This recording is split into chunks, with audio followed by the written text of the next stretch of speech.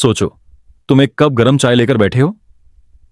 थोड़ी देर तक चाय से धुआं उठता है, सब कुछ गर्मा गर्म लगता है, लेकिन धीरे धीरे चाय ठंडी होने लगती है। धुआं खत्म हो जाता है, स्वाद बदल जाता है, और एक समय आता है जब वह चाय बस एक नॉर्मल लिक्विड बन जाती है। तुमने नोटिस किया? यह एक सिंपल चीज लगती है, लेकिन इसके पीछे एक यूनिवर्सल लॉ काम कर रहा होता है, एंट्रोपी का लॉ। एंट्रोपी बेसिकली कहती है कि दुनिया का हर सिस्टम, हर प्रोसेस, चाहे वह एक कप चाय हो या पूरा यूनिवर्स, हमेशा ऑर्डर से डिसऑर्डर की तरफ जाता है। मतलब चीजें टाइम के साथ ऑर्गेनाइज्ड नहीं होती, बल्कि धीरे धीरे बिखर जाती हैं। एंट्रोपी की कहानी एक सिंपल उदाहरण से इमेजिन करो। तुमने अपने रूम में बुक्स को एकदम सही तरीके से अरेंज किया, हर शेल्फ में एक स्पेसिफिक सब्जेक्ट, सारे कवर्स एक लाइन में। अब अगर तुम कुछ दिन उस रूम को छोड़ दो और डेली थोड़ा यूज करो, तो क्या होगा? बुक्स इधर उधर हो जाएंगी, कुछ नीचे गिरेंगी, कुछ टेबल पे आ जाएंगी। मतलब सिस्टम नेचुरली मैसी हो जाता है। तुम नोटिस करोगे, बिना एक्स्ट्रा एफर्ट लगाए कोई भी चीज ऑर्गेनाइज्ड स्टेट में ऑटोमेटिकली नहीं रहती। और यही है एंट्रोपी का प्रिंसिपल। ऑर्डर बनाने के लिए एनर्जी लगती है, लेकिन डिसऑर्डर अपने आप बढ़ता है। फिजिक्स में एंट्रोपी का मतलब, फिजिक्स की लैंग्वेज में एंट्रोपी एक मेजर ऑफ रैंडमनेस है। मतलब जितनी रैंडमनेस ज्यादा होगी, उतनी एंट्रोपी ज्यादा होगी। एक गर्म चाय जब ठंडी होती है तो हीट अपने आप एनवायरनमेंट में स्प्रेड हो जाती है। अनइक्वल एनर्जी ऑर्डरली स्टेट, चाय के अंदर कॉन्सेंट्रेटेड हीट, से डिसऑर्डरली स्टेट, हर जगह हवा में स्प्रेड हीट में चली जाती है। इसी को थर्मोडायनामिक्स के सेकंड लॉ कहते हैं। Entropy of a closed system never decreases. मतलब एक आइसोलेटेड सिस्टम में कैओस हमेशा बढ़ेगा, कभी कम नहीं होगा। एंट्रोपी और जिंदगी का कनेक्शन। अब सवाल आता है, इसका लाइफ से क्या लेना देना? बहुत कुछ। सोचो, तुम अपना एक दिन शुरू करते हो एनर्जी के साथ। सुबह तुम फ्रेश फील करते हो, तुम्हारी बॉडी में एक तरह का ऑर्डर होता है, तुम्हारी हार्ट बीट स्टेडी, तुम्हारा माइंड फोकस्ड। लेकिन जैसे जैसे दिन बीतता है, तुम थकते हो, तुम्हारी एनर्जी खत्म होती है, तुम्हारा फोकस बिखर जाता है। यह सब भी एंट्रोपी का एक रिफ्लेक्शन है। जिंदगी में भी ऑर्डर बनाए रखना एफर्ट मांगता है, चाहे वह फिजिकल हो, इमोशनल हो या मेंटल। अगर तुम अपने रिलेशनशिप्स को नर्चर नहीं करोगे, वो खुद ब खुद डिस्टेंस में बदलेंगे। अगर तुम अपने ड्रीम्स पे काम नहीं करोगे, वो अपने आप फीके हो जाएंगे।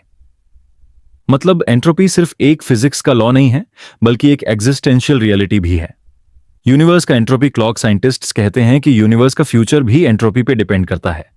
जितना ज्यादा टाइम गुजरेगा, उतना ज्यादा डिसऑर्डर बढ़ेगा। एक दिन ऐसा भी आ सकता है जब यूनिवर्स अपनी मैक्सिमम एंट्रोपी स्टेट में पहुंच जाए, जहां कोई डिफरेंस ना हो गर्म और ठंडे। एनर्जी एकदम यूनिफॉर्म स्प्रेड हो जाए और कोई प्रोसेस पॉसिबल ही ना हो। उस स्टेज को कहते हैं heat death on F the universe. सोचो कितना अजीब है। एक दिन ऐसा भी हो सकता है जब कोई स्टार नहीं होगा, कोई प्लैनेट नहीं होगा, बस एक कोल्ड, डार्क, साइलेंट यूनिवर्स बचा होगा। ह्यूमन परसेप्शन ऑन एफ नॉर्डर वेस एंट्रोपी। हम इंसान एक ऐसे स्पीशीज हैं जो नेचुरली ऑर्डर को पसंद करते हैं। हम प्लानिंग करते हैं, ऑर्गेनाइज करते हैं, सिस्टम्स बनाते हैं और चाहते हैं कि सब कुछ कंट्रोल में रहे। लेकिन एंट्रोपी हमेशा इस ऑर्डर को तोड़ती है। इसी वजह से जिंदगी में हमेशा एक स्ट्रगल रहता है, कैओस और ऑर्डर के बीच का। इस स्ट्रगल को तुम हर जगह देख सकते हो। एक आर्टिस्ट एक ब्लैंक कैनवस को एक स्ट्रक्चर्ड पेंटिंग में बदलता है। एक इंजीनियर एक रॉ मटेरियल को एक फंक्शनल मशीन में बदलता है। एक टीचर एक कंफ्यूज्ड स्टूडेंट के माइंड को क्लैरिटी देता है। यह सब एक तरह से एंट्रोपी के अगेंस्ट फाइट है।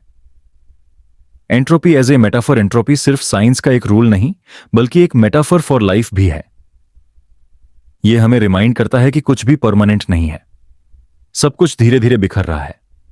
तुम्हारी मेमोरीज, तुम्हारे रिलेशनशिप्स, तुम्हारी आइडेंटिटी, सब एक दिन फीके हो जाएंगे। यह सोच पहले डिप्रेसिंग लगती है, लेकिन अगर तुम ध्यान से सोचो तो यह एक टाइप की ब्यूटी भी क्रिएट करती है। क्योंकि जब तुम्हें पता है कि सब टेम्पररी है, तभी तुम मोमेंट्स को वैल्यू करते हो। अगर तुम्हें पता हो कि एक फ्लावर हमेशा के लिए खिलने वाला है, तुम उसके खिलने की खुशी शायद कभी महसूस ही ना करो। लेकिन जब तुम्हें पता है कि वह एक दिन मुरझाने वाला है, तुम उससे और ज्यादा एप्रिशिएट करते हो। The existential twist. एंट्रोपी एक एक्सिस्टेंशियल मिरर है जो हमें दिखाता है कि हम अपने पर्पस को कैसे डिफाइन करते हैं। अगर सब कुछ डिसऑर्डर की तरफ जा रहा है, तो फिर हमारी जिंदगी का मतलब क्या है? क्या हम सिर्फ एक रैंडम सिस्टम हैं जो धीरे धीरे खत्म हो जाएगा? या फिर हम एंट्रोपी के अगेंस्ट छोटी छोटी विक्ट्रीज क्रिएट करके अपना एग्जिस्टेंस मीनिंगफुल बनाते हैं? इसका जवाब हर इंसान के लिए अलग है, लेकिन एक बात कॉमन है, हम सब एंट्रोपी के खिलाफ खड़े होते हैं जब भी हम कुछ बनाते हैं, कुछ प्रिजर्व करते हैं या किसी को लव करते हैं। Closing thought for segment. एक एंट्रोपी के लॉ को तुम एक वार्निंग भी मान सकते हो और एक विजडम भी। वार्निंग इसलिए क्योंकि यह हमें दिखाता है कि अगर हम एफर्ट्स नहीं लगाएंगे तो चीजें अपने आप डिग्रेड हो जाएंगी। विजडम इसलिए क्योंकि यह हमें समझाता है कि लाइफ की ब्यूटी उसके इम्परमानेंस में ही है। तो नेक्स्ट टाइम जब तुम्हारी चाय ठंडी हो जाए या तुम्हारा रूम मेसी हो जाए, एक सेकंड के लिए रुको और सोचो, यह सिर्फ एक छोटी सी चीज नहीं है, यह पूरे यूनिवर्स का एक लॉ है जो तुम्हें याद दिलाता है कि सब कुछ एक दिन बिखरने वाला है और इसी बिखरने के बीच तुम्हें अपना मीनिंग क्रिएट करना है। सोचो, तुम रात के अंधेरे में अपने कमरे में बैठे हो, टेबल पे एक ग्लास है जो तुमने ध्यान से शेल्फ के कोने पर रखा है। अगर गलती से वह ग्लास गिर जाए और टुकड़े टुकड़े होकर फ्लोर पे बिखर जाए तो क्या होगा? तुम्हारे पास एक ही ऑप्शन होगा, उन टुकड़ों को उठाओ, एक बैग में डालो या फिर डस्टबिन में फेंको। लेकिन क्या तुम कभी यह एक्सपेक्ट करते हो कि वह शैटर्ड ग्लास अपने आप वापस एक परफेक्ट ग्लास में जुड़ जाए? नहीं ना। यही है एंट्रोपी का असली राज। जब हम कहते हैं कि एंट्रोपी बढ़ रही है, इसका मतलब है कि चीजें ऑर्डर से डिसऑर्डर की तरफ बढ़ रही हैं। ग्लास का गिरना और टूटना एक हाई एंट्रोपी सिचुएशन है क्योंकि अब उसे वापस ओरिजिनल ऑर्डर में लाना इंपॉसिबल है बिना एक्सटर्नल एनर्जी के। यही वह पॉइंट है जो फिजिसिस्ट्स को समझने में सेंचुरीज लग गए कि वक्त का एक डायरेक्शन है और उस डायरेक्शन को हम कहते हैं एरो ऑफ टाइम। अब एक और थॉट एक्सपेरिमेंट करो। तुम एक मूवी देख रहे हो, अगर वो मूवी फॉरवर्ड चलती है तो तुम इजीली समझ लेते हो कि क्या हो रहा है। लेकिन अगर मैं उसी मूवी को रिवर्स कर दूं, पानी ग्लास में से ऊपर की तरफ चढ़ रहा है, लोग पीछे की तरफ चल रहे हैं, ब्रोकन वेस अपने टुकड़ों से दोबारा एक पीस बन रहा है, तुम तुरंत समझ जाओगे कि यह अनप्राकृतिक है। क्यों? क्योंकि हमारी समझ, हमारी जिंदगी और हमारा दिमाग एंट्रोपी के एरो के अनुसार काम करता है। हम सिर्फ फॉरवर्ड फ्लो समझ पाते हैं। फिजिक्स में इस कॉन्सेप्ट को थर्मोडायनामिक एरो ऑफ टाइम बोला जाता है। मतलब जैसे जैसे एंट्रोपी बढ़ती है वैसे वैसे वक्त आगे बढ़ता है। अगर एंट्रोपी रुक जाए या रिवर्स हो जाए तो शायद वक्त भी उल्टा चलने लगे। अब एक और गहरा सवाल, अगर सब कुछ एंट्रोपी से चल रहा है तो क्या हमारा गुजर चुका कल और आने वाला कल भी सिर्फ इस एक लॉ की वजह से पॉसिबल है? सोच के देखो, एक बच्चा जब पैदा होता है तो वह एक ऑर्डर्ड सिस्टम है। सेल्स एक सर्टेन स्ट्रक्चर में बनते हैं, एक जिंदगी स्लोली ग्रो करती है। लेकिन जैसे जैसे वक्त गुजरता है वह सिस्टम एंट्रोपी के इफेक्ट से ब्रेकडाउन होने लगता है। एजिंग, इलनेस और आखिर में डेथ। मतलब हमारी लाइफ का साइकिल भी एक तरह से एंट्रोपी का ही रिफ्लेक्शन है। और शायद इसी वजह से हम वक्त को सिर्फ एक डायरेक्शन में महसूस करते हैं। हम बच्चों से बुढ़ापे की तरफ जाते हैं, रिवर्स कभी नहीं। लेकिन यहां एक और अजीब ट्विस्ट है। क्वांटम फिजिक्स के लेवल पे लॉज ऑफ मोशन रिवर्सिबल लगते हैं। मतलब अगर तुम एक क्वांटम पार्टिकल के इक्वेशन को उल्टा चलाओ तो वो बिल्कुल वैसे ही वैलिड दिखती है जैसे फॉरवर्ड चलाने पर। मतलब क्वांटम दुनिया में टाइम के दो डायरेक्शन थ्योरेटिकली पॉसिबल हैं। तो फिर सवाल यह है, अगर माइक्रोस्कोपिक लेवल पे टाइम रिवर्सिबल है तो मैक्रोस्कोपिक लेवल पे आयरनवेबल क्यों है? जवाब फिर वही है, एंट्रोपी। जब सिस्टम स्मॉल होते हैं तो फ्लक्चुएशंस पॉसिबल होते हैं, लेकिन जैसे ही तुम एक कप, एक रूम या एक यूनिवर्स जैसी चीज देखते हो, एंट्रोपी की वजह से सिर्फ एक ही डायरेक्शन पॉसिबल होती है, ऑर्डर से डिसऑर्डर की तरफ। अब तुम सोचो, अगर एंट्रोपी वक्त का एरो डिफाइन करती है तो क्या इसका मतलब है कि एक दिन जब एंट्रोपी मैक्सिमम हो जाएगी तो वक्त रुक जाएगा? यही है एक और कॉस्मिक पजल। अगर यूनिवर्स एक दिन हीट डेथ की स्टेज पर पहुंचता है, जब हर जगह एनर्जी इक्वल डिस्ट्रीब्यूट हो जाएगी, कोई भी यूजेबल एनर्जी नहीं बचेगी, तब एंट्रोपी अपने पीक पर होगी। और जब ऐसा होगा तो शायद वक्त का एरो मीनिंगलेस हो जाएगा। मतलब एक ऐसा साइलेंस जहां न पास्ट का मतलब होगा न फ्यूचर का, सिर्फ एक स्टैटिक स्टिलनेस। और यहीं पर एग्जिस्टेंशियल डायमेंशन आता है। हम अपनी लाइफ को एक फ्लो ऑफ टाइम के थ्रू देखते हैं। हम गोल्स बनाते हैं, मेमोरीज स्टोर करते हैं, फ्यूचर इमेजिन करते हैं, सब इसी एरो की वजह से पॉसिबल है। अगर कल और आज में कोई डिफरेंस ही ना हो तो हमारी सोच और हमारा पर्पस क्या होगा? एंट्रोपी का एरो हमें यह दिखाता है कि हमारी जिंदगी एक इरिवर्सिबल जर्नी है। हर दिन एक बार गुजरता है तो वापस नहीं आता। हर सांस जो हम लेते हैं वह दोबारा रिपीट नहीं होती। इस एरो की वजह से ही हमारी लाइफ की वैल्यू बनती है, क्योंकि हम जानते हैं कि हर चीज फाइनाइट है, हर मोमेंट यूनिक है। अब इमेजिन करो एक पैरेलल यूनिवर्स जहां एंट्रोपी उल्टा चलती हो। मतलब ग्लास टूटने के बजाय जुड़ता है, लोग बुढ़ापे से जवानी की तरफ बढ़ते हैं, मेमोरीज फ्यूचर से पास्ट की तरफ बनती हैं। एक ऐसा यूनिवर्स जहां वक्त का एरो रिवर्स हो।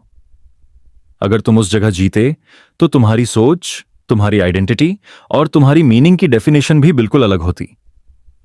शायद तुम्हें आज की कोई जरूरत ही नहीं होती, क्योंकि तुम्हें फ्यूचर ऑलरेडी पता होता। और इसी सोच के साथ एक और गहरा सवाल आता है, क्या हम जो वक्त को फॉरवर्ड महसूस करते हैं वह सिर्फ हमारे दिमाग की ट्रिक है, या सच में यूनिवर्स के अंदर एक इरिवर्सिबल लॉ है जो हमें एक ही तरफ पुश करता है? Entropy as the arrow of time हमें दो चीजें समझाता है। एक, फिजिक्स के हिसाब से हम एक इरिवर्सिबल स्ट्रीम में जीते हैं। दो, फिलॉसफी के हिसाब से यह इरिवर्सिबल स्ट्रीम ही हमें मीनिंग देती है, क्योंकि अगर वक्त स्टैटिक होता तो हमारी लाइफ एक ब्लैंक कैनवस होती जिसमें कोई कहानी नहीं होती। इसलिए शायद हम ये कह सकते हैं कि एंट्रोपी सिर्फ एक फिजिकल लॉ नहीं, बल्कि एक एग्जिस्टेंशियल कंपास है। यह हमें बताता है कि हर मोमेंट एक बार ही मिलता है और हर दिन के साथ हम अपनी कहानी लिख रहे हैं, एक ऐसी कहानी जो वापस रिवर्स नहीं होगी। सोचो, तुम एक लंबे और गहरे समुद्र के किनारे खड़े हो। समुद्र की लहरें बार बार टकरा रही हैं, कभी शांत, कभी तूफान बन जाती हैं। अब इमेजिन करो कि वही समुद्र पूरे यूनिवर्स की तरह है, केओटिक, अनप्रेडिक्टेबल और हमेशा बदलते हुए। और तुम्हारी कॉन्शियसनेस, तुम्हारा दिमाग, तुम्हारा सोचना, जैसे एक छोटी सी लाल बत्ती जो इस बड़ी अंधेरी रात में जल रही है।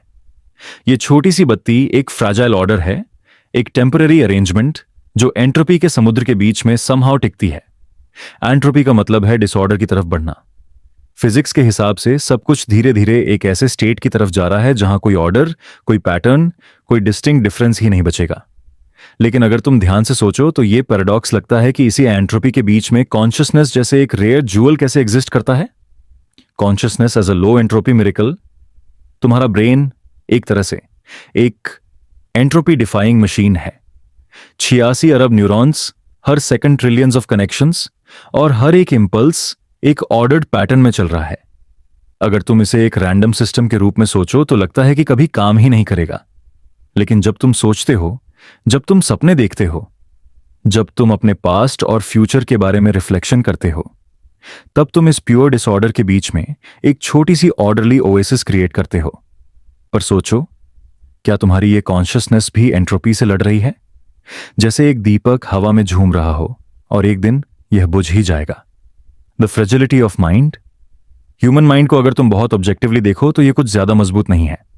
एक केमिकल इंबैलेंस और तुम डिप्रेस्ड हो जाते हो। थोड़ा सा ऑक्सीजन कम हो जाए और तुम्हें हेलुसिनेशंस होने लगती हैं। एक एक्सीडेंट और तुम्हारा मेमोरी एरेस हो जाता है। मतलब एक तरह से तुम्हारी कॉन्शियसनेस का पूरा स्ट्रक्चर बहुत ही डेलिकेट है, जैसे पतों का एक महल जो हवा के झोंके से बिखर सकता है। एंट्रोपी के लॉ के हिसाब से हर ऑर्डर्ड सिस्टम टाइम के साथ डिसऑर्डर की तरफ बढ़ता है। तुम्हारा दिमाग भी इससे अलग नहीं है। जैसे जैसे उम्र बढ़ती है, तुम्हारी क्लैरिटी, तुम्हारी स्पीड ऑफ थिंकिंग, तुम्हारी मेमोरी धीरे धीरे वीक होने लगती है। अल्जाइमर्स जैसे डिजीजेस इस फ्रैजिलिटी का सबसे बड़ा एग्जाम्पल हैं। जब न्यूरॉन्स अपने पैटर्न खोते जाते हैं और तुम्हारा सेल्फ, तुम्हारा आई धीरे धीरे डिसॉल्व हो जाता है। तो क्या इसका मतलब है कि कॉन्शियसनेस भी एक टेम्पररी इल्यूजन है, एक एंट्रोपी के खिलाफ छोटी सी रेजिस्टेंस जो फाइनली हार जाएगी? Consciousness as an entropic flow. अब एक और एंगल सोचो, हो सकता है कॉन्शियसनेस खुद एक एंट्रोपी का प्रोसेस हो। मतलब जैसे एक रिवर का फ्लो अपने आप में एक डायरेक्शन लेता है, वैसे ही न्यूरॉन्स का फायरिंग और पैटर्न्स का इवॉल्व होना भी एक नेचुरल एंट्रोपिक अनफोल्डमेंट है। तुम्हारा सोचना, तुम्हारा फील करना, तुम्हारा याद रखना, सब एंट्रोपी की वजह से ही पॉसिबल है। एंट्रोपी बिना फ्लो के स्टैटिक हो जाती और शायद कॉन्शियसनेस का एग्जिस्ट करना इम्पॉसिबल होता। तुम्हारी फीलिंग्स, तुम्हारी क्रिएटिविटी, तुम्हारी इमेजिनेशन, ये सब एक तरह का ऑर्डर है जो डिसऑर्डर के अंदर से फूटता है। The illusion of stability. कभी तुमने नोटिस किया है कि तुम्हारा दिमाग स्टेबिलिटी का इल्यूजन क्रिएट करता है? तुम्हें लगता है तुम एक ही इंसान हो जो कल भी था और आज भी है, लेकिन एक्चुअली हर दिन तुम बदल रहे हो। हर सेकंड तुम्हारा ब्रेन अपने पैटर्न्स रीसेट कर रहा है। तुम्हारी सेल्स डाई हो रही हैं, नए बन रहे हैं, मेमोरीज मॉडिफाई हो रही हैं, कुछ डिलीट हो रही हैं। एंट्रोपी हमेशा अपना काम कर रही है और तुम उसके बीच में एक नैरेटिव ऑफ सेल्फ कंस्ट्रक्ट करते हो। मतलब एक कहानी जिसमें तुम एक हीरो हो जो शुरू से एंड तक एक ही इंसान है। लेकिन सच तो यह है कि तुम्हारा सेल्फ भी एक एंट्रोपिक मिराज है जो टाइम के साथ डिसॉल्व हो रहा है। Death as entropy's victory. यहां एक अनकंफर्टेबल बात आती है, डेथ। हर ऑर्गेनिज्म के लिए एंट्रोपी की सबसे बड़ी जीत होती है डेथ। जब तुम्हारा बॉडी अपने स्ट्रक्चर को मेंटेन नहीं कर पाता, जब तुम्हारा ब्रेन अपना इलेक्ट्रिकल और केमिकल ऑर्डर लूज कर देता है, तब तुम्हारी कॉन्शियसनेस डिसॉल्व हो जाती है। डेथ को एक तरह से समझो तो यह वह मोमेंट है जब तुम्हारी कॉन्शियसनेस का फ्राजाइल ऑर्डर फाइनली एंट्रोपी के ओशन में वापस मिल जाता है। मतलब जो एक छोटी सी लाल बत्ती तुम्हारे अंदर जल रही थी, वह धीरे धीरे बुझ जाती है और फिर तुम भी उसी समुद्र का एक हिस्सा बन जाते हो जहां से तुम आए थे, एंट्रोपी, क्रिएटिविटी एंड मीनिंग। लेकिन अब एक और पैराडॉक्स उठता है। अगर एंट्रोपी सब कुछ डिस्ट्रॉय करती है, तो फिर क्रिएटिविटी, आर्ट, म्यूजिक, पोएट्री, ये सब कहां से आता है? अगर तुम्हारा ब्रेन एक फ्रैजाइल स्ट्रक्चर है जो खुद एंट्रोपी से लड़ रहा है, तो फिर ये इतना कुछ नया कैसे क्रिएट करता है? शायद इसलिए क्योंकि एंट्रोपी का एक हिस्सा हमेशा रैंडमनेस होता है और रैंडमनेस क्रिएटिविटी को जन्म देता है। जब तुम्हारा ब्रेन रैंडम एसोसिएशंस बनाता है, नए आइडियाज लिंक करता है, तब आर्ट और इमेजिनेशन जन्म लेते हैं। मतलब एंट्रोपी ही एक तरफ तुम्हारा एंड है और दूसरी तरफ तुम्हारी क्रिएटिविटी का सोर्स भी। टेक अ मोमेंट, विजुअलाइज करो तुम एक टाइम ट्रैवलर हो। तुम्हारे पास एक ऑब्जेक्ट है या एक इंपॉर्टेंट इंफॉर्मेशन है जो पास्ट से फ्यूचर में सर्कुलेट हो रही है। तुम देख रहे हो कि यह ऑब्जेक्ट कभी क्रिएट नहीं हुआ, फिर भी एग्जिस्ट करता है। तुम्हारा माइंड जेंटली ट्विस्ट हो रहा है और सिमल्टेनियसली तुम्हारा नर्वस सिस्टम रिलैक्स हो रहा है। यह सटल टेंशन और रिफ्लेक्शन एक परफेक्ट बैलेंस क्रिएट करते हैं। एक स्टेट जहां तुम इंटेलेक्चुअली स्टिमुलेटेड हो और मेंटली अनवाइंड कर रहे हो। अब इस पैराडॉक्स का एक और फैसिनेटिंग एस्पेक्ट है। हम आइडेंटिटी और एग्जिस्टेंस के बारे में भी सोच रहे हैं। अगर इंफॉर्मेशन या ऑब्जेक्ट एक लूप में एग्जिस्ट कर रही है, तो क्या हम अपने एक्शंस को लिनियर और प्रेडिक्टेबल मानते रहेंगे? यह पैराडॉक्स सटली हमें यह क्वेश्चन करता है कि हमारे एक्शंस, हमारे डिसीजंस और हमारी चॉइसेस का वेट क्या है जब टाइम फ्लेक्सिबल और लूप्स में सर्कुलेट कर रहा है।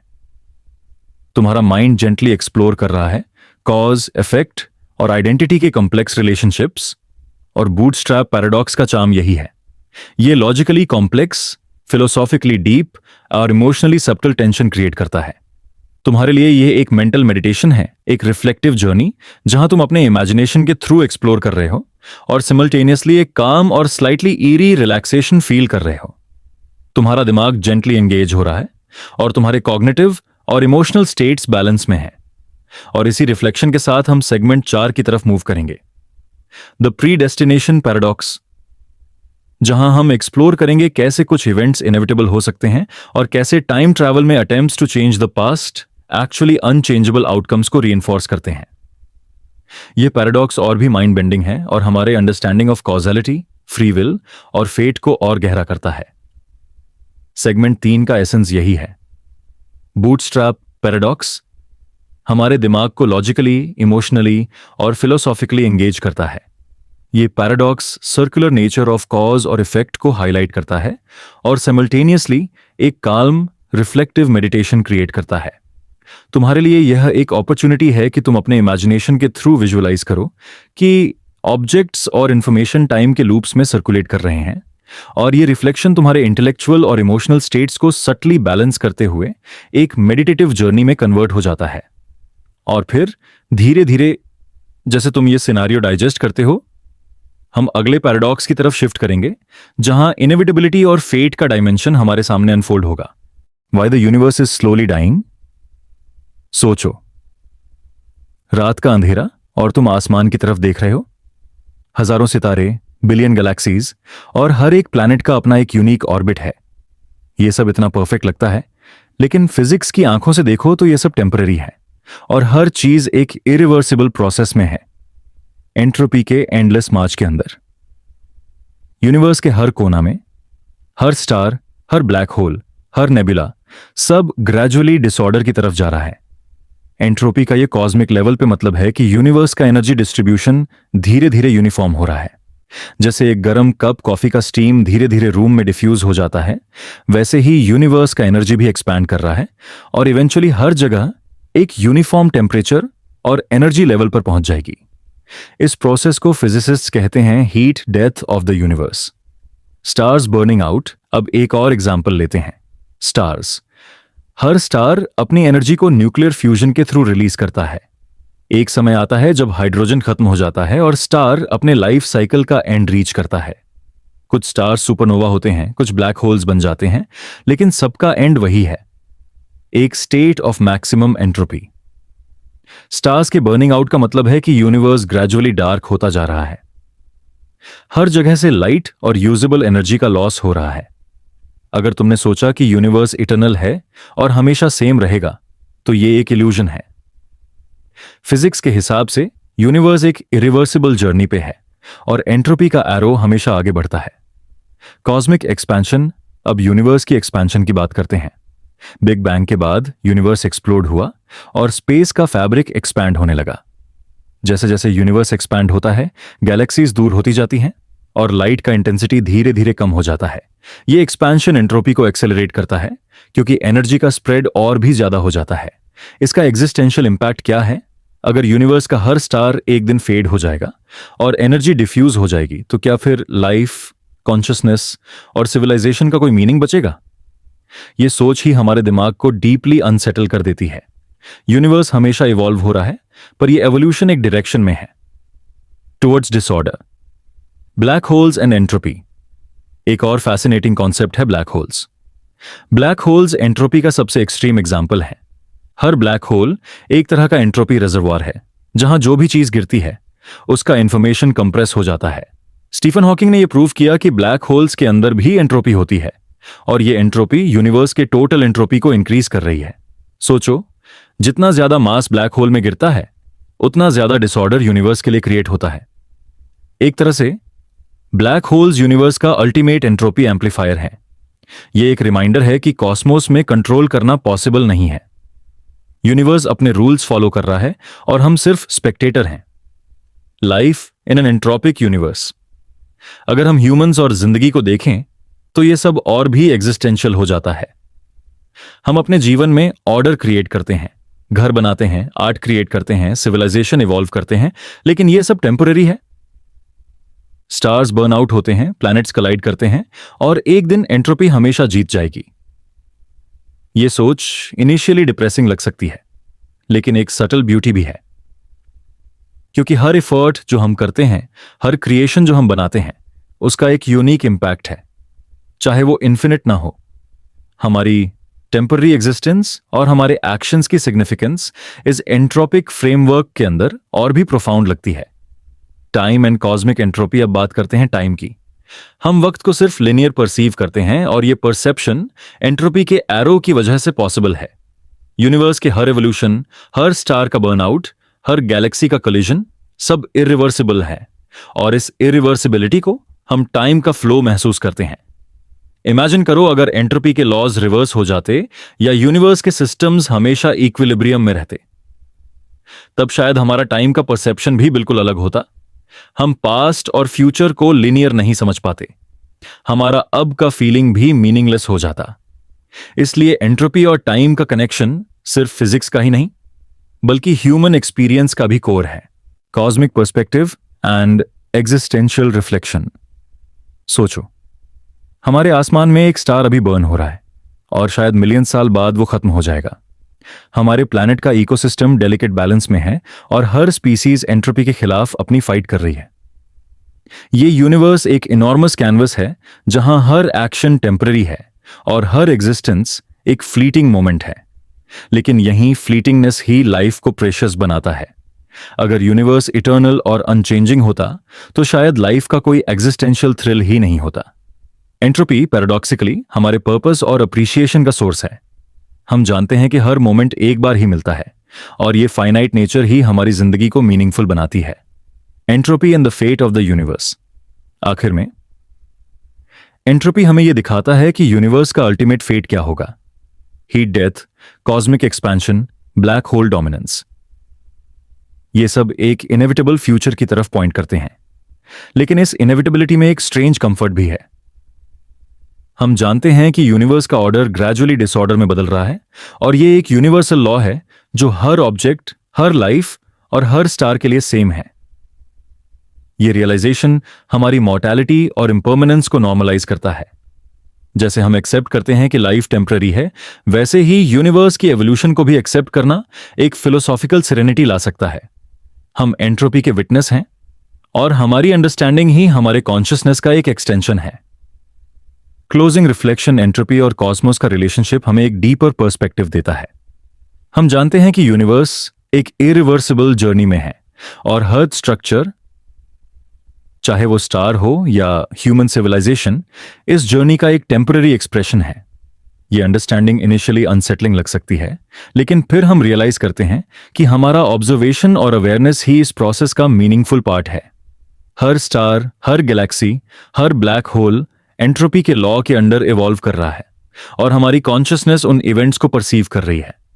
हमारी टेम्पररी एग्जिस्टेंस और यूनिवर्स के ग्रैंड एंट्रोपिक मार्च के बीच एक डेलिकेट बैलेंस है, और शायद इसी बैलेंस में लाइफ का असली फिलोसॉफिकल ब्यूटी छुपा है। Why societies rise and fall सोचो। तुम एक पुराने शहर के रूइंस के बीच खड़े हो, पत्थर के टुकड़े, सदियों पुरानी इमारतें, और वही खामोशी जो हर चीज को एनगल्फ कर रही है। यह जगह एक समय में बसलिंग, वाइब्रेंट और फुल ऑफ लाइफ थी, लेकिन अब यह सिर्फ एक रिमाइंडर है कि सब कुछ टेम्पररी है, और एंट्रोपी हमेशा अपना काम करती है। बस वैसे ही जैसे individual human body eventually decay होती है, वैसे ही ह्यूमन सिविलाइजेशंस भी एक पॉइंट के बाद डिसऑर्डर और केओस की तरफ जाती हैं। एंट्रोपी के पर्सपेक्टिव से देखो तो सोसाइटी का राइज और फॉल एक नेचुरल प्रोसेस है। एक सिविलाइजेशन का ऑर्डर मेंटेन करना एक कांस्टेंट फाइट है अगेंस्ट डिसऑर्डर, रिसोर्सेज के मैनेजमेंट, गवर्नेंस के सिस्टम्स, ह्यूमन कॉन्फ्लिक्ट और सोशल कोहीजन के एफर्ट्स। लेकिन जैसे जैसे टाइम बढ़ता है, हर सिस्टम इनएविटेबल ही ब्रेकडाउन होने लगता है। द बर्थ ऑफ सिविलाइजेशन, हर सिविलाइजेशन एक ऑर्डर्ड स्ट्रक्चर के रूप में शुरू होती है। लोग गैदर होते हैं, लैंग्वेज डेवलप करते हैं, टूल्स और टेक्नोलॉजी क्रिएट करते हैं। यह सब एक लो एंट्रोपी स्टेट क्रिएट करता है, एक स्ट्रक्चर जो रैंडमनेस और केओस के अगेंस्ट स्टैंड करता है। सोचो मेसोपोटामिया या इंडस वैली सिविलाइजेशन का time. Irrigation systems, urban planning, social hierarchies, सब एक इंट्रिकेट पैटर्न में सेट किया गया था। यह एक ह्यूमन अटेम्प्ट था यूनिवर्स के नेचुरल इंक्लिनेशन, डिसऑर्डर को टेम्परेरीली डिले करने का। और इसी ऑर्डर्ड स्ट्रक्चर के वजह से नॉलेज, कल्चर, आर्ट और फिलॉसफी जन्म लेते हैं। ये मोमेंट्स एंट्रोपी के अगेंस्ट छोटी सी जीत जैसे हैं, लेकिन ये जीत परमानेंट नहीं है। The fragility of social order, जैसे एक इंडिविजुअल ह्यूमन ब्रेन फ्रैजिल है, वैसे ही सोशल ऑर्डर भी डेलिकेट है। एक इंटरनल कॉन्फ्लिक्ट, एक एपिडेमिक या नेचुरल डिजास्टर, ये सब लो एंट्रोपी स्टेट को डिस्टेबलाइज कर देते हैं, और जब डिस्टेबलाइजेशन होती है, society gradually high entropy state की तरफ स्लाइड करने लगती है। Take for example Roman Empire. एक समय में वो अनपैरेलल्ड ऑर्डर और गवर्नेंस का सिंबल था, लेकिन over time corruption, invasions, internal power struggles और रिसोर्स डिप्लीशन ने उस सिस्टम को ब्रेक डाउन कर दिया। अब सिर्फ रूइंस बचे हैं, एक रिमाइंडर कि एंट्रोपी हमेशा जीत जाती है। हर सोसाइटी का राइज और फॉल एक मिरर है यूनिवर्स के फंडामेंटल लॉ का। Disorder always wins in the long run. और फिर भी ये टेम्पररी ऑर्डर जो क्रिएट होता है, उसका इंपैक्ट सेंचुरीज तक फील किया जाता है। टेक्नोलॉजी एंड एंट्रोपी अब थोड़ा मॉडर्न पर्सपेक्टिव लेते हैं।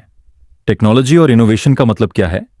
यह भी एक अटेम्प्ट है एंट्रोपी के अगेंस्ट एक ऑर्गेनाइज सिस्टम क्रिएट करने का। कंप्यूटर्स, इंटरनेट, आर्टिफिशियल इंटेलिजेंस, ये सब ह्यूमन अटेम्प्ट्स हैं टू स्ट्रक्चर इंफॉर्मेशन और कंट्रोल chaos। लेकिन आयरनी यह है कि टेक्नोलॉजी भी एंट्रोपी से इम्यून नहीं है। हार्डवेयर डिग्रेड होता है, सॉफ्टवेयर आउटडेटेड हो जाता है, और साइबर अटैक्स या सिस्टमिक फेलियर्स सब सिस्टम्स को कोलैप्स की तरफ पुश करते हैं। मतलब ह्यूमन मेड सिस्टम्स भी टेम्पररी ही हैं और एंट्रोपी के यूनिवर्सल प्रिंसिपल से फ्री नहीं। इवन और मॉडर्न सिटीज, स्काईस्क्रेपर्स, ब्रिजेस और हाईवेज इवेंचुअली डिटीरियरेट करेंगे अगर मेंटेनेंस नहीं हो तो। ये सोच थोड़ी अनसेटलिंग है, पर इसी में हमारी क्रिएटिविटी और रेजिलियंस का ब्यूटी भी है। Culture and art as temporary resistance. Human civilisation का एक और एस्पेक्ट है कल्चर और आर्ट। लिटरेचर, पेंटिंग, म्यूजिक और ट्रेडिशंस, ये सब भी एक तरह का लो एंट्रोपी स्टेट क्रिएट करते हैं। एक कहानी लिखी जाती है, एक पेंटिंग बनाई जाती है, और ये एक स्ट्रक्चर्ड, ऑर्डर्ड एक्सप्रेशन है against the randomness of time. पर जैसे हर फिजिकल स्ट्रक्चर डिके होता है, वैसे ही कल्चर और आर्ट भी फेड हो जाते हैं। एंशिएंट स्क्रिप्ट्स फेड हो जाते हैं, लैंग्वेजेस डाई हो जाती हैं, और सोसाइटीज का कलेक्टिव मेमोरी फेड होने लगता है। लेकिन फिर भी हर आर्टिस्टिक क्रिएशन एंट्रोपी के अगेंस्ट एक छोटी सी जीत है। एक पेंटिंग, एक मेलोडी, एक स्टोरी, ये टेम्पररी लाइट है डिसऑर्डर के बीच में। इकोनॉमी एंड एंट्रोपी एक और डिमेंशन है। Economy, market systems, trade, currencies, ये सब भी एक ऑर्डर का अटेम्प्ट है। लेकिन इकोनॉमी भी एंट्रोपी के लॉज के अंडर इवॉल्व करती है। बूम और bust cycles, recessions, hyper inflation, ये सब एंट्रोपी का रिफ्लेक्शन है।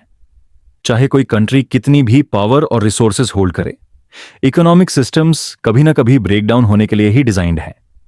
और फिर भी हर कोलैप्स के बाद ह्यूमंस नए स्ट्रक्चर्स बनाते हैं, नए अटेम्प्ट्स करते हैं ऑर्डर क्रिएट करने का। ये कंटिन्यूअस साइकिल एक तरह से एंट्रोपी और ह्यूमन रेजिलियंस का डांस है। Politics, power and entropy. Power और पॉलिटिक्स भी सिमिलरली फ्रैजाइल हैं। हर गवर्नमेंट और लीडरशिप स्ट्रक्चर एक लो एंट्रोपी स्टेट रिप्रेजेंट करता है। Order, rules, governance. लेकिन human greed, corruption, external threats, ये सब ऑर्डर को डिस्टेबलाइज करते हैं। हिस्ट्री का एग्जाम्पल ही काफी है। फ्रेंच रिवॉल्यूशन, सोवियत यूनियन का कोलैप्स और मॉडर्न पॉलिटिकल उपहावल्स। हर पॉलिटिकल सिस्टम इवेंचुअली डिके होने के लिए ही बना है, लेकिन इसी डिके के अंदर अपॉर्चुनिटीज भी नई इमर्ज होती हैं। एंट्रोपी सिर्फ डिस्ट्रक्शन नहीं, ये ट्रांसफॉर्मेशन और रिन्यूअल का भी पाथ प्रोवाइड करता है। Lessons for human civilisation. Entropy का स्टडी हमें यह सिखाता है कि ह्यूमन सिविलाइजेशन परमानेंट नहीं है। सब कुछ टेम्पररी है, लेकिन टेम्पररी का मतलब यह नहीं कि मीनिंगलेस है।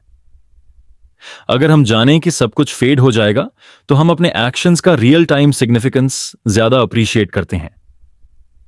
हर सिविलाइजेशन के राइज और फॉल का रिफ्लेक्शन एक डीप एग्जिस्टेंशियल लेसन है। हमारी एफर्ट्स, चाहे टेम्पररी ही क्यों ना हो, ह्यूमन एक्सपीरियंस और नॉलेज के लिए वैल्यूएबल हैं। और ये रियलाइजेशन हमारी मॉर्टैलिटी और इंपरमानेंस को एक्सेप्ट करने में हेल्प करती है। Closing reflection. सोचो, तुम रूइंस के बीच खड़े हो और सोचते हो कि एक दिन तुम्हारे शहर भी वही फेट फेस करेगा। लेकिन जब तुम इमेजिनेशन के साथ अपनी क्रिएटिविटी, रिलेशनशिप्स और नॉलेज क्रिएट करते हो, तुम एंट्रोपी के अगेंस्ट एक टेम्पररी विक्ट्री अचीव करते हो। यह टेम्पररी ऑर्डर ही हमारे सिविलाइजेशन का एसेंस है। हर आर्ट, हर इनोवेशन, हर रिलेशनशिप, ये सब एंट्रोपी के खिलाफ एक लाइट है। और शायद यही लाइफ का रियल ब्यूटी है कि हम जानते हैं कि सब कुछ टेम्पररी है, लेकिन फिर भी हम ट्राई करते हैं, क्रिएट करते हैं और मीनिंगफुल एग्जिस्टेंस बनाते हैं। How disorder shapes our existence. सोचो, तुम अपने कमरे में हो, रात का सन्नाटा है और सिर्फ एक डिम लाइट तुम्हारे सराउंडिंग्स को इल्यूमिनेट कर रही है। तुम्हारी जिंदगी के मोमेंट्स, जो अभी तक स्ट्रक्चर्ड और प्रेडिक्टेबल लग रहे थे, धीरे धीरे एक रियलिटी के रूप में सामने आते हैं कि हर चीज टेम्पररी है और एंट्रोपी हर एस्पेक्ट ऑफ लाइफ में काम कर रही है। यह सेगमेंट हमारे पर्सनल एग्जिस्टेंस और डेली लाइफ पर एंट्रोपी के इफेक्ट को एक्सप्लोर करेगा। Daily life and entropy. हर दिन हम एक रूटीन फॉलो करते हैं। सुबह उठते हैं, काम करते हैं, रिलेशनशिप्स मेंटेन करते हैं। यह सब एक स्ट्रक्चर्ड लो एंट्रोपी स्टेट क्रिएट करता है। लेकिन जैसे जैसे दिन बढ़ता है, अनप्रेडिक्टेबल इवेंट्स हमें डिसरप्ट करते हैं। ट्रैफिक का जैम, डेडलाइंस का प्रेशर, रिलेशनशिप्स में मिसअंडरस्टैंडिंग्स, ये सब हाई एंट्रोपी मोमेंट्स हैं। एंट्रोपी यहां एक सटल रिमाइंडर है, लाइफ का कंट्रोल हमेशा हमारे पास नहीं होता। हम जितनी प्लानिंग करते हैं, उतना ही यूनिवर्स का रैंडमनेस और अनप्रेडिक्टेबिलिटी हमारे एक्शंस को इन्फ्लुएंस करता है। यह रियलाइजेशन इनिशियली अनसेटलिंग लग सकता है, लेकिन यह हमारी अडेप्टेबिलिटी और रेजिलियंस को भी टेस्ट करता है। Personal growth and disorder. Human growth भी एंट्रोपी के इन्फ्लुएंस में है। जब हम कंफर्टेबल और प्रेडिक्टेबल जोन्स में रहते हैं, हमारा पर्सनल डेवलपमेंट स्लो होता है। लेकिन जब डिसऑर्डर, चैलेंजेस और अनसर्टेनिटी हमारे लाइफ में आते हैं, हम अपने लिमिट्स टेस्ट करते हैं और इवॉल्व करते हैं। Think about it. एक जॉब लॉस या करियर चेंज इनिशियली स्ट्रेसफुल लग सकता है, लेकिन ये हाई एंट्रोपी सिचुएशन हमारी स्किल्स और पर्सपेक्टिव को एक्सपैंड करने का अपॉर्चुनिटी भी देती है। लाइफ का अनप्रेडिक्टेबिलिटी यानी एंट्रोपी ही हमारी ग्रोथ का कैटलिस्ट है। Relationships and entropy. अब बात करते हैं ह्यूमन रिलेशनशिप्स की। रिलेशनशिप्स एक ऑर्डर्ड सिस्टम की तरह हैं, ट्रस्ट, कम्युनिकेशन और शेयर्ड एक्सपीरियंसेस पे बेस्ड। लेकिन जैसे ही मिसअंडरस्टैंडिंग्स, जेलसी और कॉन्फ्लिक्ट्स एंटर करते हैं, ये सिस्टम डिसरप्ट हो जाता है। एंट्रोपी हमेशा ये दिखाता है कि लव, फ्रेंडशिप और फैमिली डायनामिक्स फ्रेजाइल हैं। लेकिन इस फ्रेजिलिटी में ही ब्यूटी है, क्योंकि हम जानते हैं कि हर एफर्ट, हर मोमेंट और हर जेस्चर मीनिंगफुल है, चाहे वो परमानेंट ना हो। एक फ्लीटिंग हग, एक सिंसियर अपॉलॉजी या एक शेयर्ड लाफ्टर, ये सब एंट्रोपी के खिलाफ छोटी विक्ट्रीज हैं। Health and the body. Human body भी एक लो एंट्रोपी सिस्टम का एग्जाम्पल है। हमारे सेल्स, ऑर्गन्स और बायोलॉजिकल प्रोसेसेस एक ऑर्डर मेंटेन करते हैं टू सस्टेन लाइफ। लेकिन जैसे जैसे टाइम पास होता है, एंट्रोपी के इफेक्ट्स विजिबली नजर आते हैं। एजिंग, डिजीज और सेल्यूलर डिजेनरेशन, ये सब हाई एंट्रोपी स्टेट्स के एग्जाम्पल्स हैं। हम जितना भी एक्सरसाइज करें, न्यूट्रिशियस खाएं और केयर करें, ये सब टेम्पररी ही हैं। इवेंचुअली बॉडी डिग्रेड करने के प्रोसेस को रोक नहीं सकते, लेकिन ये अवेयरनेस हमें ज्यादा माइंडफुल और अप्रिशिएटिव बनाती है। हर हेल्थी डे, हर एनर्जेटिक मोमेंट और हर ब्रेथ का वैल्यू बढ़ जाता है। Mind and chaos mental state भी एंट्रोपी से फ्री नहीं है। हमारे थॉट्स, इमोशंस और मेमोरीज एक ऑर्गेनाइज्ड स्ट्रक्चर मेंटेन करते हैं, लेकिन स्ट्रेस, ट्रॉमा और अनसर्टेनिटी सब कुछ डिसऑर्डर में ट्रांसफॉर्म कर देते हैं। एंग्जाइटी, ओवरथिंकिंग और कंफ्यूजन, ये हाई एंट्रोपी स्टेट्स हैं जो माइंड को चैलेंज करते हैं। मेडिटेशन, जर्नलिंग और सेल्फ रिफ्लेक्शन जैसे प्रैक्टिसेस एक टेम्पररी लो एंट्रोपी स्पेस क्रिएट करते हैं। ये मोमेंट्स हमें क्लैरिटी और पीस प्रोवाइड करते हैं, लेकिन ये भी टेम्पररी हैं।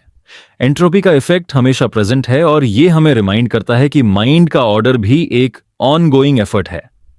Decision making and uncertainty, her decision हम एंट्रोपी के इन्फ्लुएंस में लेते हैं। छोटी चॉइसेस, क्या खाना है, कहां जाना है, कौन से काम पे फोकस करना है, ये सब एक ऑर्डर्ड स्ट्रक्चर मेंटेन करते हैं। लेकिन अनएक्सपेक्टेड कॉन्सिक्वेंसेस और अनप्रेडिक्टेबिलिटी सब कुछ डिसऑर्डर में ट्रांसफॉर्म कर देते हैं। और ये अनप्रेडिक्टेबिलिटी ही ह्यूमन एक्सपीरियंस का एसेंस है। अगर लाइफ परफेक्टली प्रेडिक्टेबल होती, तो हर डिसीजन का थ्रिल, रिस्क और लर्निंग एब्सेंट होता। एंट्रोपी हमें यह सिखाता है कि अनसर्टेनिटी को एक्सेप्ट करना ही विजडम है। हर चॉइस का रिजल्ट एक मिक्स ऑफ ऑर्डर और डिसऑर्डर का रिफ्लेक्शन है। क्रिएटिविटी एंड एंट्रोपी, क्रिएटिविटी भी एंट्रोपी के इन्फ्लुएंस में फ्लरिश करती है। जब हम कंस्ट्रेंट्स और केओस के बीच का बैलेंस सीखते हैं, तब हम नए आइडियाज और सॉल्यूशंस जनरेट करते हैं। एक आर्टिस्ट का ब्लैंक कैनवस एक हाई एंट्रोपी स्टेट है और इमेजिनेशन और एफर्ट के थ्रू ऑर्डर क्रिएट होता है। एक पेंटिंग, एक स्टोरी या एक सॉन्ग। इसी तरह राइटर्स, इन्वेंटर्स और थिंकर्स अनसर्टेनिटी को एम्ब्रेस करते हैं और एक लो एंट्रोपी आउटपुट क्रिएट करते हैं। यह प्रोसेस इनहेरेंटली टेम्पररी है, लेकिन इसका इंपैक्ट और रेजोनेंस टाइमलेस हो सकता है। एंट्रोपी के खिलाफ क्रिएटिविटी एक छोटी विक्ट्री है। लाइफ्स फ्लीटिंग मोमेंट्स, एंट्रोपी हमें यह भी दिखाता है कि लाइफ का हर मोमेंट फ्लीटिंग है।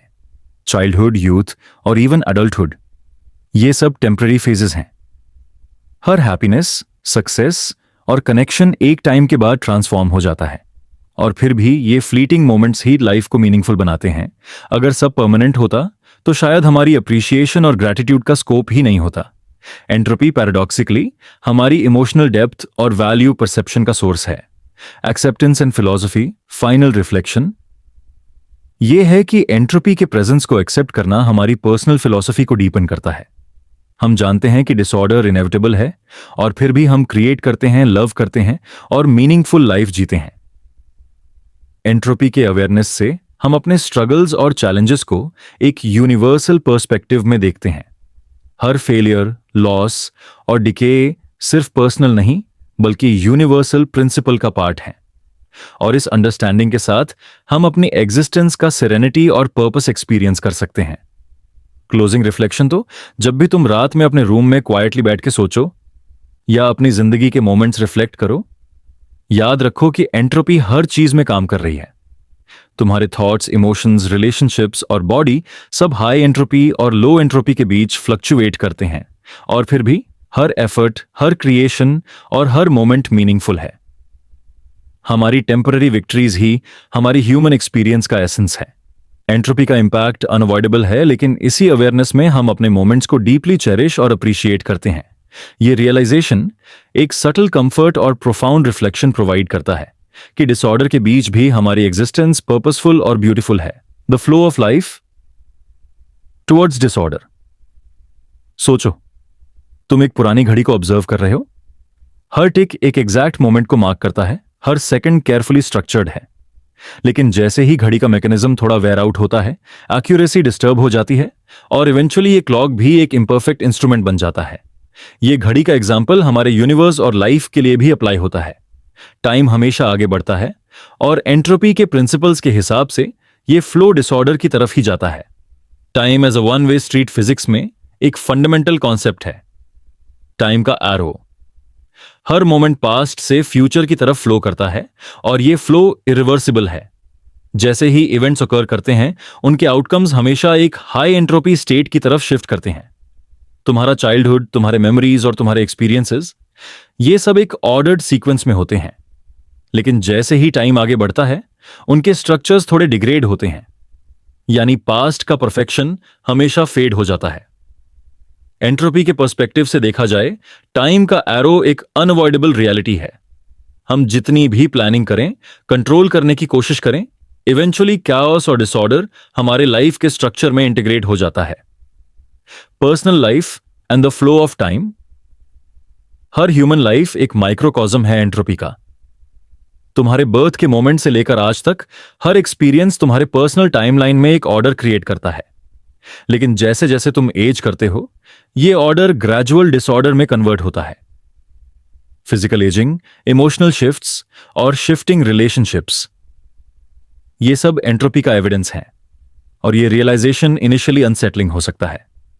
हम नेचुरली चाहते हैं कि मोमेंट्स परमानेंट हों, मेमोरीज अनटच्ड रहें और एक्सपीरियंसेस रिपीटेबल हों। लेकिन टाइम और एंट्रोपी दोनों हमेशा फॉरवर्ड मूव करते हैं और कोई भी स्ट्रक्चर परमानेंट नहीं है। ये इम्पर्मानेंस ही हमारी लाइफ का एसेंस है और इसी से हर एक्सपीरियंस का वैल्यू और सिग्निफिकेंस इमर्ज होता है। Time, memory and decay. Memory भी एक इंटरेस्टिंग रिफ्लेक्शन है एंट्रोपी का। तुम्हारे दिमाग में स्टोर्ड मेमोरीज इनिशियली ऑर्गेनाइज्ड और एक्सेसिबल होते हैं, लेकिन जैसे जैसे टाइम पास होता है, कुछ मेमोरीज फेड हो जाती हैं, कुछ डिस्टॉर्ट हो जाती हैं और कुछ कंप्लीटली वैनिश हो जाती हैं। यह प्रोसेस अनसेटलिंग लग सकता है, पर यह नेचुरल है। जैसे यूनिवर्स में एंट्रोपी हमेशा इंक्रीज होती है, वैसे ही ह्यूमन मेमोरी में भी डिसऑर्डर नेचुरली इमर्ज होता है। लेकिन यह भी एक लेसन है। हमारी रिमेंबरेंस और रिफ्लेक्शन का इंपॉर्टेंस और भी ज्यादा हाईलाइट होता है। हर कॉन्शियस रिकलेक्शन एक टेम्पररी लो एंट्रोपी मोमेंट क्रिएट करता है और हमारी अवेयरनेस और इमोशंस का डेप्थ उस मोमेंट को और प्रोफाउंड बनाता है। टाइम इन रिलेशनशिप्स एंट्रोपी और टाइम का इंपैक्ट रिलेशनशिप्स पर भी दिखता है। शुरू में रिलेशनशिप्स ऑर्गेनाइज्ड और स्ट्रक्चर्ड होते हैं, ट्रस्ट, कम्युनिकेशन और शेयर्ड एक्सपीरियंसेस का एक ऑर्डर्ड सिस्टम। लेकिन जैसे जैसे टाइम पास होता है, मिसअंडरस्टैंडिंग्स, डिस्टेंस और लाइफ के चैलेंजेस ये सिस्टम डिसरप्ट करते हैं। एक चाइल्डहुड फ्रेंड, एक पुराना रोमांस या एक फैमिली बॉन्ड, ये सब इनिशियली स्ट्रक्चर्ड और स्टेबल लगते हैं, लेकिन टाइम के साथ डायनामिक्स शिफ्ट होते हैं। कुछ कनेक्शंस फेड होते हैं, कुछ ट्रांसफॉर्म होते हैं। ये अनिवार्य परिवर्तन एंट्रोपी और समय का एक प्रतिबिंब है, लेकिन इस अस्थायित्व में ही सौंदर्य है। हर संवाद, हर स्मृति और हर मोमेंट प्रेशियस है प्रिसाइसली क्योंकि ये परमानेंट नहीं है। Work, achievements and decay. Human achievements भी टेम्पररी होते हैं। तुम्हारा करियर, सक्सेस या एक्कोलेड्स इनिशियली एक लो एंट्रोपी स्टेट क्रिएट करते हैं, लेकिन जैसे ही टाइम आगे बढ़ता है, स्ट्रक्चर्स डिग्रेड होते हैं। एक कंपनी कोलैप्स हो जाती है, एक प्रोजेक्ट आउटडेटेड हो जाता है और अचीवमेंट्स का शाइन डल हो जाता है। एंट्रोपी के पर्सपेक्टिव से देखा जाए, यह नॉर्मल है। यूनिवर्स का नेचुरल इंक्लिनेशन डिसऑर्डर की तरफ है, लेकिन हर अचीवमेंट और एफर्ट का सिग्निफिकेंस टेम्परेरी ही सही, मीनिंगफुल और इंपैक्टफुल है। यह रियलाइजेशन हमारी एम्बिशन और ड्राइव को एक ग्राउंडेड पर्सपेक्टिव प्रोवाइड करती है। Ageing and the passage of time. Physical ageing entropy का सबसे विजिबल एग्जाम्पल है। जब हम यंग होते हैं, हमारा बॉडी ऑर्गेनाइज्ड और रिजिलियंट लगता है। सेल्स रीजनरेट होते हैं, ऑर्गन्स फंक्शन करते हैं एफिशिएंटली और एनर्जी लेवल्स हाई होते हैं। लेकिन टाइम के साथ सेल्यूलर डिके, हार्मोनल चेंजेस और physical wear and tear inevitable हैं। यह डिके इनिशियली फ्रस्ट्रेटिंग या इवन स्कैरी लग सकता है, लेकिन एंट्रोपी के लेंस से देखा जाए, यह यूनिवर्सल लॉ का पार्ट है। हर living system eventually high entropy state में शिफ्ट होता है। यह अंडरस्टैंडिंग हमें पेशेंस और एक्सेप्टेंस सिखाती है कि इम्पर्मनेंस ही लाइफ का नेचुरल रिदम है। Reflection on life's moments time और एंट्रोपी का इंटरेक्शन हमारी एवरीडे लाइफ में हर जगह दिखाई देता है। एक ब्यूटीफुल सनसेट, एक चेरिश्ड कॉन्वर्सेशन या एक फ्लीटिंग स्माइल, ये सब टेम्पररी लो एंट्रोपी मोमेंट्स हैं। जैसे ही ये मोमेंट्स पास होते हैं, वो पास्ट में शिफ्ट हो जाते हैं और इवेंचुअली फेड हो जाते हैं। और फिर भी ये फ्लीटिंग नेचर ही उन्हें स्पेशल और मीनिंगफुल बनाती है। हम उन मोमेंट्स को चेरिश करते हैं प्रिसाइजली, क्योंकि ये परमानेंट नहीं है।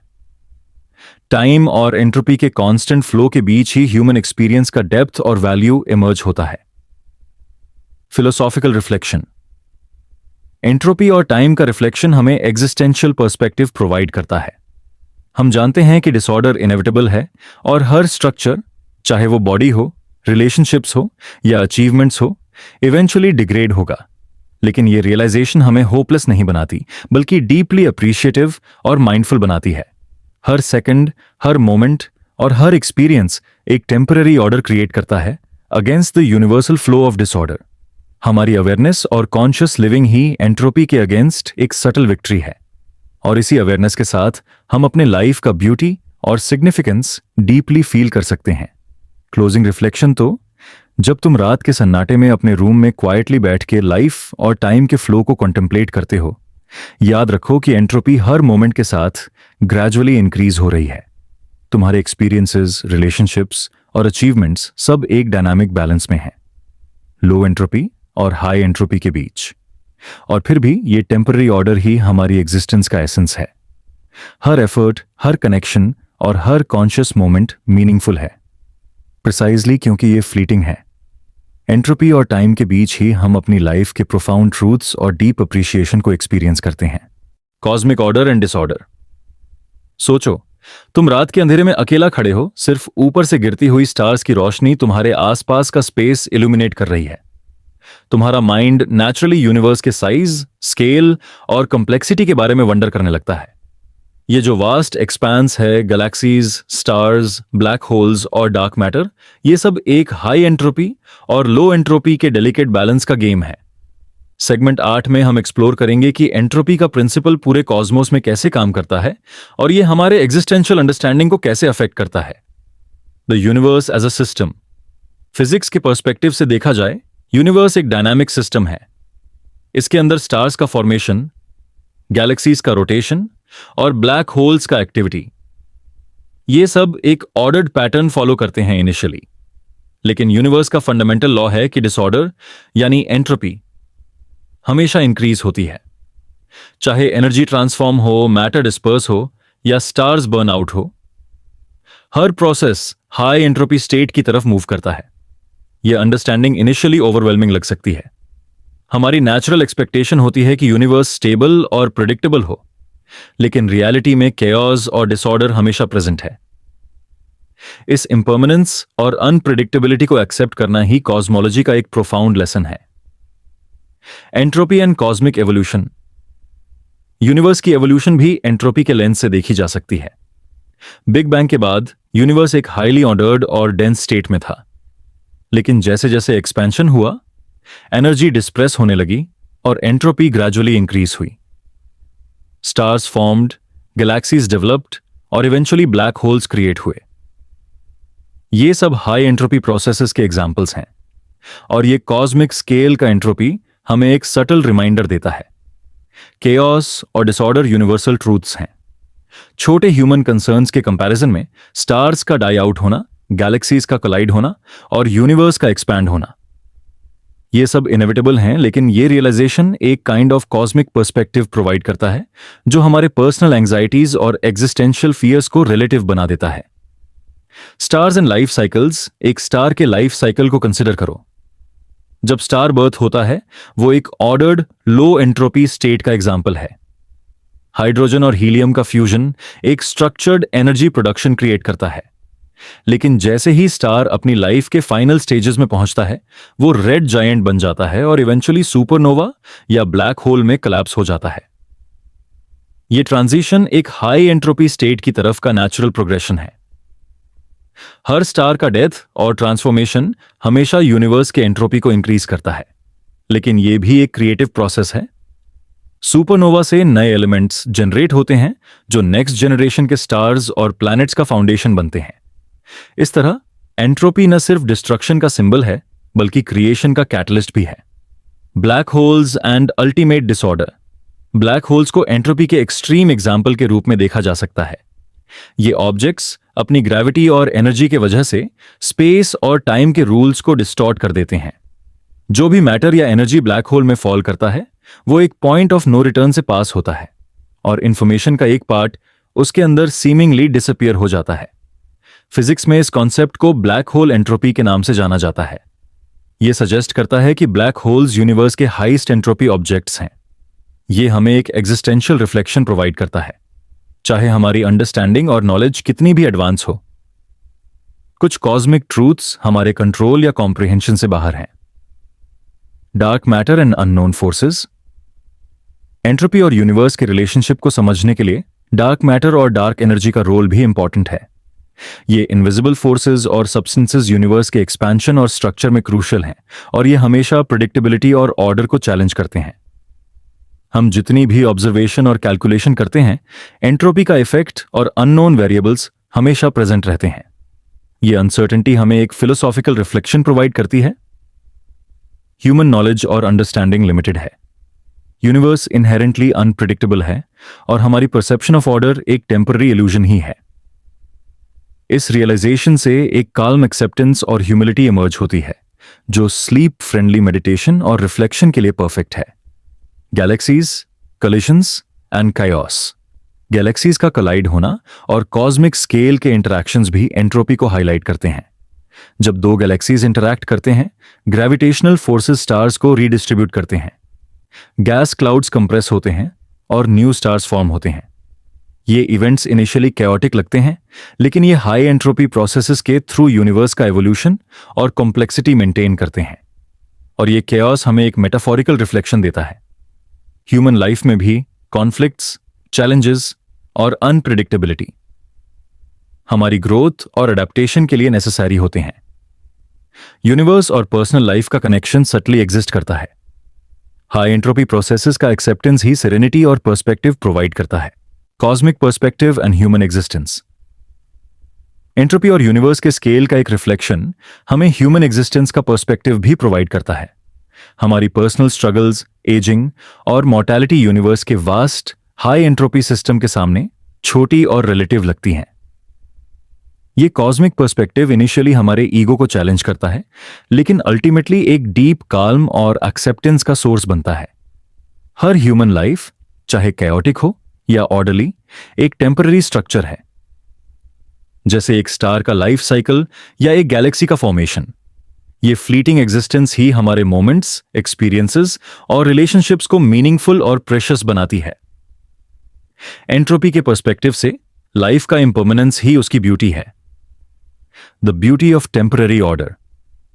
यूनिवर्स के हर कॉर्नर में टेम्पररी ऑर्डर क्रिएट होता है। स्टार्स, प्लैनेट्स और इवन ब्लैक होल्स के सराउंडिंग स्ट्रक्चर्स। ये ordered moments high entropy processes के बीच एक टेम्पररी हार्मनी प्रोवाइड करते हैं। इसी हार्मनी का ऑब्जर्वेशन और कॉन्टेम्पलेशन हमारी माइंड को काल्म और रिफ्लेक्टिव बनाता है। जब हम नाइट स्काई को ऑब्जर्व करते हैं और एंट्रोपी के इस कॉस्मिक डांस को समझते हैं, हम अपने छोटे पर्सनल स्ट्रगल्स और एग्जिस्टेंशियल एंजाइटीज को रिलेटिव और मैनेजेबल परसीव करते हैं। यह पर्सपेक्टिव एक सूदिंग, स्लीप फ्रेंडली मेडिटेशन का काम करता है। Closing reflection. तो जब तुम रात के अंधेरे में स्काई को ऑब्जर्व करते हो या यूनिवर्स के वास्टनेस के बारे में सोचते हो, याद रखो कि एंट्रोपी हर कॉस्मिक प्रोसेस में काम कर रही है। स्टार्स के बर्थ और डेथ में, गैलेक्सीज के फॉर्मेशन और कलिजन्स में, और ब्लैक होल्स और डार्क मैटर के मिस्टीरियस इंटरैक्शंस में। और फिर भी ये हाई एंट्रोपी प्रोसेसेस के बीच ही यूनिवर्स का ऑर्डर और ब्यूटी इमर्ज होता है। टेम्पररी स्ट्रक्चर्स, फ्लीटिंग मोमेंट्स और डायनामिक एवोल्यूशन ही कॉस्मोस का एसेंस है। हमारी पर्सनल एग्जिस्टेंस और एक्सपीरियंसेस भी इसी कॉस्मिक डांस का छोटा रिफ्लेक्शन है। एंट्रोपी और डिसऑर्डर के बीच ही हमारी ह्यूमन अवेयरनेस, अप्रिशिएशन और मीनिंग का एक्सपीरियंस पॉसिबल है। यह रियलाइजेशन एक सटल कंफर्ट, प्रोफाउंड रिफ्लेक्शन और deep sleep friendly meditation provide करता है। यूनिवर्स का केओस और ऑर्डर दोनों मिलकर हमारी परसेप्शन ऑफ पर्पस और सेरेनिटी को शेप करते हैं। Entropy, consciousness and the meaning of life. सोचो, तुम अपने रूम में रात के सन्नाटे में क्वाइटली बैठ के अपने दिमाग के अंदर के थॉट्स ऑब्जर्व कर रहे हो। हर एक थॉट, हर एक मेमोरी, हर एक इमोशन एक ऑर्गेनाइज्ड स्ट्रक्चर के फॉर्म में तुम्हारे अवेयरनेस में एग्जिस्ट करता है। लेकिन जैसे ही तुम डीपर जाते हो, तुम नोटिस करते हो कि यह स्ट्रक्चर ग्रेजुअली डिसइंटीग्रेट हो रहा है।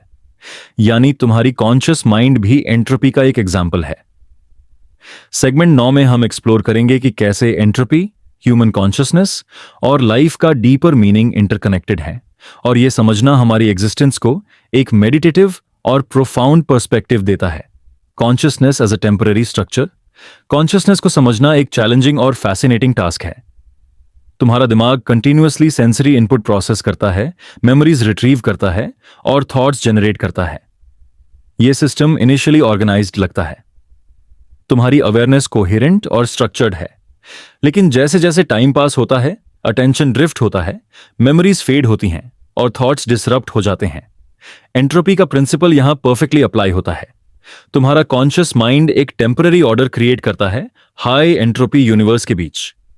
यह ऑर्डर फ्लीटिंग है, और इस फ्लीटिंगनेस में ही ह्यूमन एक्सपीरियंस का प्रोफुंडिटी छुपा है। हर कॉन्शियस मोमेंट एक लो एंट्रोपी स्नैपशॉट है, एक temporary oasis in the vast desert of disorder. Memory, identity and entropy. हमारी आइडेंटिटी लार्जली हमारी मेमोरीज और एक्सपीरियंसेस के एग्रीगेशन से बनती है। तुम जो हो वो लार्जली तुम्हारे पास्ट के एक्सपीरियंसेस, लर्न्ड बिहेवियर और रिफ्लेक्टिव थिंकिंग से डिफाइन होता है। लेकिन एंट्रोपी के पर्सपेक्टिव से यह आइडेंटिटी भी टेम्पररी है।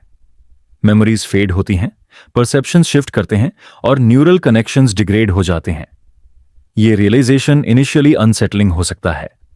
तुम नेचुरली चाहते हो कि तुम्हारी एसेंस परमानेंट हो, कि तुम्हारा आइडेंटिटी एक स्टेबल और अनचेंजिंग स्ट्रक्चर हो। लेकिन कॉन्शियसनेस और identity inherently high entropy processes के अंडर एग्जिस्ट करते हैं। हमारी फ्लेक्सिबिलिटी, अडेप्टेबिलिटी और ट्रांसफॉर्मेशन ही एंट्रोपी के अगेंस्ट हमारी सुप्तल विक्ट्री है। ये इम्पर्मनेंस ही लाइफ को मीनिंगफुल और डायनामिक बनाती है। The fragility of awareness. Awareness एक डेलिकेट फिनोमिनन है। एक सडन इलनेस, ट्रॉमेटिक इवेंट या इवन सिंपल एजिंग, ये सब हमारी कॉग्निटिव स्ट्रक्चर्स को डिसरप्ट करते हैं। तुम्हारी एबिलिटी टू परसीव, अंडरस्टैंड और रिफ्लेक्ट टेम्पररीली डिग्रेड हो सकती है। एंट्रोपी का लेंस ये दिखाता है कि हर लिविंग सिस्टम और कॉग्निटिव प्रोसेस इवेंचुअली डिसऑर्डर की तरफ शिफ्ट करता है। ये फ्रैजिलिटी इनिशियली एग्जिस्टेंशियली अलार्मिंग लग सकती है, लेकिन जब हम इस नेचुरल प्रोग्रेशन को एक्सेप्ट कर लेते हैं, हमारी अवेयरनेस एक डीपर अप्रिशिएशन और माइंडफुलनेस अचीव करती है। हर कॉन्शियस थॉट और परसेप्शन एक टेम्पररी ऑर्डर क्रिएट करता है, और हमारी रिफ्लेक्शन और इनसाइट उस मोमेंट को और प्रोफाउंड बनाती है। Entropy, choice and free will. एक और इंट्रीगिंग पर्सपेक्टिव एंट्रोपी का यह है कि यह ह्यूमन फ्री विल और डिसीजन मेकिंग को भी चैलेंज करता है। हम सोचते हैं कि हम अपनी लाइफ के डिसीजंस कंट्रोल कर सकते हैं, लेकिन रियल लाइफ के सिस्टम्स इनहेरेंटली हाई एंट्रोपी हैं। हमारी चॉइसेस, सर्कमस्टेंसेस और एक्सटर्नल फैक्टर्स, ये सब एक अनप्रिडिक्टेबल और केओटिक नेटवर्क का पार्ट है। इस कॉन्टेक्स्ट में फ्री विल का नोशन रिलेटिव है। हमारी डिसीजंस एक लो एंट्रोपी ऑर्डर के रूप में टेम्पररी अपीयर होती हैं, लेकिन यूनिवर्स के ब्रॉडर एंट्रोपी के पर्सपेक्टिव से ये स्ट्रक्चर्स इम्पर्मनेंट और मैलेबल हैं। इस रिफ्लेक्शन से एक काम ह्यूमिलिटी इमर्ज होती है। लाइफ का कंट्रोल पार्शियल है और एक्सेप्टेंस ही एक इनर पीस प्रोवाइड करती है।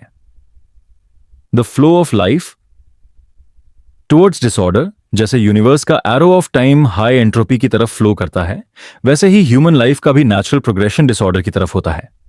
हमारी यूथ, वाइटैलिटी और एनर्जी ग्रेजुअली डिग्रेड होती हैं, रिलेशनशिप्स शिफ्ट और फेड होते हैं और एक्सपीरियंसेस ट्रांसफॉर्म होते हैं।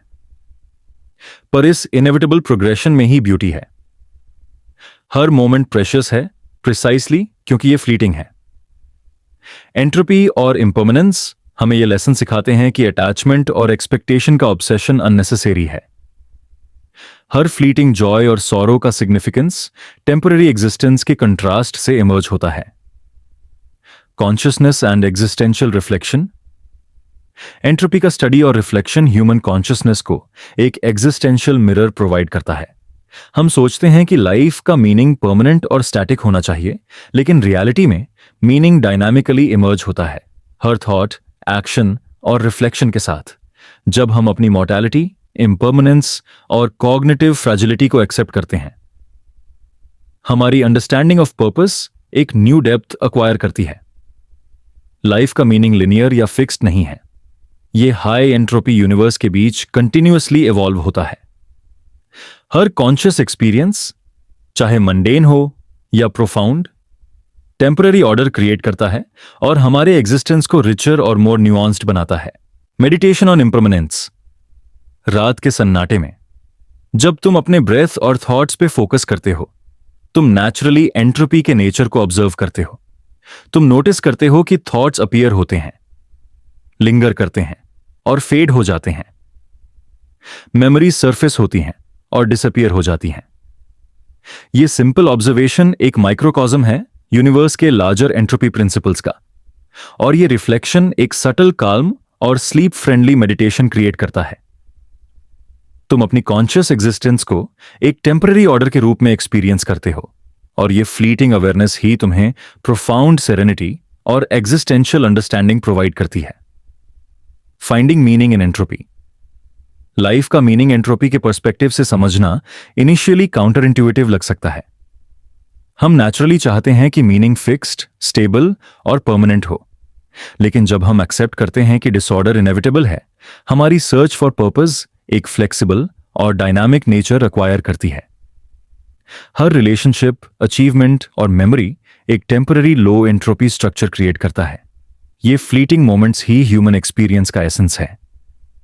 हमारी अवेयरनेस और रिफ्लेक्शन इन टेम्पररी ऑर्डर्स को वैल्यू और सिग्निफिकेंस प्रोवाइड करती है। एंट्रोपी के बीच ही लाइफ का रियल ब्यूटी और डेप्थ इमर्ज होता है। Closing reflection. तो जब तुम रात के सन्नाटे में अपने आप से साइलेंटली बात करते हो या अपने कॉन्शियसनेस और एग्जिस्टेंस के फ्लो को ऑब्जर्व करते हो, याद रखो कि एंट्रोपी हर लेवल पर काम कर रही है। तुम्हारे माइंड में, तुम्हारे मेमोरीज में, तुम्हारे एक्सपीरियंसेस में और यूनिवर्स के हर कॉर्नर में। और फिर भी ये हाई एंट्रोपी प्रोसेसेस के बीच ही तुम्हारी कॉन्शियस अवेयरनेस, फ्लीटिंग ऑर्डर और रिफ्लेक्टिव अंडरस्टैंडिंग इमर्ज करते हैं। हर थॉट, हर मेमोरी और हर एक्सपीरियंस मीनिंगफुल है, प्रिसाइसली क्योंकि ये टेम्पररी है। एंट्रोपी का एक्सेप्टेंस एक प्रोफाउंड काल्म, डीप मेडिटेशन और एग्जिस्टेंशियल क्लैरिटी प्रोवाइड करता है। ये रियलाइजेशन हमें एक सटल सेरेनिटी और पर्सपेक्टिव देती है। लाइफ का मीनिंग परमानेंट और स्टैटिक नहीं, बल्कि डायनामिक और इमर्जेंट है, हाई एंट्रोपी यूनिवर्स के बीच एक फ्लीटिंग ऑर्डर के रूप में। और इसी अंडरस्टैंडिंग के साथ हम अपनी एग्जिस्टेंस को पीसफुली और डीपली अप्रिशिएट कर सकते हैं।